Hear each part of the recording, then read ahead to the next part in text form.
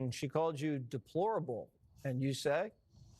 Well, with all due respect to my predecessor, she is one of the main culprits of the greatest cover-up and scandal in American history. She took the podium every day and lied to the press about the incompetence of her boss. And on this book tour, she continues to lie. She said this past week that Joe Biden would still be up for the job if he had, God forbid, been reelected in November. She actually said this week as well on a podcast that Joe Biden did more press engagements than President Trump currently does now. Any person across the aisle can tell you that is a bald-faced lie. And I will just add, when you talk to the real journalists, not the ones who are actually activists that pose as journalists, but the people who actually care about truth, and there are some of those left in the White House press corps, I work with them every day, they will tell you the Trump White House is the most accessible and transparent White House ever. Not only does the president take questions from the press on a near daily basis, multiple times per day, as he did today, but we also provide truthful and accurate information about what this administration is doing and accomplishing. And it's a stark contrast to what they had over the past 4 years, where they were gaslit, where they were told Joe Biden was mentally stable and up for the job. That was a lie. Where they were told the administration was doing everything it could to secure the border. Also a lie. I'm very proud to work for the greatest president in history. I know. Yes, I don't know who will actually buy this book because she is receiving massive backlash on social media. Yes, politics has officially turned into a rose battle. Karen drops the D word. Caroline Fireberg with a bestseller born at this pace. The next debate might need a comedy moderator and a review. What I see on social media is You would not know that's all this was if you were just to watch, let's say, The View or Morning Joe. Just take a look at SOT 33B, which happened before her comments there. Okay. Okay. That is not your building. Correct. You don't own that building. That would be like me going over to Trump Tower and saying I'm going to build a disco. You know, they've wanted a disco in Trump Tower for hundreds of years. Yeah. And so, I mean, come on, man. You fake don't laughter. own that building. That is the people's building. You don't own it. Let's send it. What? You don't own it. You cannot take it down. You don't own it. Take your behind to another town. Very good. Oh my God. How is that show still on the air? Like, it's so fake. The people doing fake laughs at that non-funny business, like actually pretending Whoopi is still a comedian who can make us laugh. The bad singing, it's not clever. There's nothing clever about. Maybe KJP will get a job there. It's just so dumb. It's the dumbest programming on television. And the freak out, right? Like you don't own it, right? Okay, did Barack Obama own it when he added a basketball court? Like did whatever. It didn't always have the bowling alley. Like these are additions that presidents wanted for their own enjoyment and for the enjoyment of, future presidents. What, did you freak out then? Like, okay, so the facade of the White House is changing on one part of the building in the back, not the front, iconic front, to add something that we can all use at zero cost to all of us. That he can just do no right. That's the bottom line. No matter what he does, it's wrong. Honestly speaking, I thought by now this lady would stop lying. She lied throughout the Biden period till date, going on podcast to promote a book. You are still spewing lies. Then who exactly is actually ready to buy this book? She won't be stopped, and I have to say, I'm here for it. I'm going to pick the dumbest comment that she's made yet. It's actually a lie. I can't find out I can't tell from the soundbite list which one it is. Can you guys roll the one, which is obviously the lie about which White House she's speaking for, which was told on Morning Joe today, because let's keep in mind that the name of her book is Independent. Give it to me again, Steve. Independent. And then Inside a Broken White House. Okay, so that's her title. a look inside a broken White House. Watch this.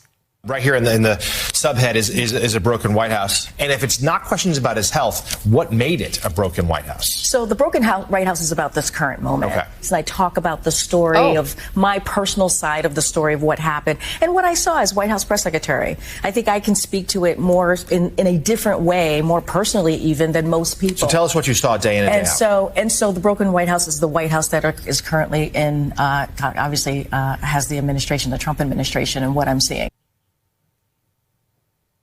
Do you believe that? She now wants us to believe that when she refers to a broken White House, she's talking about the Trump White House, even though the subtitle of the book is An Inside Look at It. Since when is she inside the Trump White House?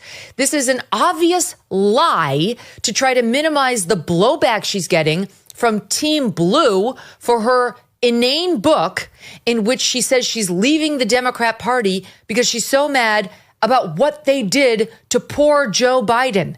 So now she's trying to distance herself from her printed criticisms of the Democrat Party. Yes, private donors are banned. Taxpayers funded banned. It is almost like they don't care what happened. It is banned. There is nothing Trump would do that these people will appreciate. I mean, nothing. If I go back into this list, you will clearly see that these people did something at the White House. Truman, 1948 to 52, got an interior rebuilt with T-frame and modern systems. You know, if you go down right to Obama, you can clearly see they did something at the White House. And Hillary Clinton came out also to criticize Trump for struggling to rebuild this. Then what they forget to actually outline, they continue to lie to their base that Trump is using taxpayers' dollar to do this, which is insane. We all know that Trump is using money from donors, to construct this. Trump is keeping a legacy. Even if he's not there, in years to come, his name will feature here. He did something at the White House. Not because he wants to stay there forever. Some say, oh, Trump is not the president. Trump is not your personal house. Things like that. It's insane. People are struggling to eat, and this was like a wealthy ballroom paid for by wealthy people for wealthy people to come and dance in a ballroom. And I know this was private funds, but I can't help but imagine how far $250 million could go for families who can't put food on the table. Right? That's what struck me. It's a $250 million project. It's going to be tacky and gaudy. You know that. And people are losing their health and they're losing their health to give tax breaks to multimillionaires and to billionaires who probably are some of the private donors for this tacky, gaudy, nasty ballroom. And the thing that you said, Whoopi, was the first thing that came to mind. If they can go back to criticize the previous president for what they did at the White House, then I will listen to them. You can't even tell an adult how to spend his money.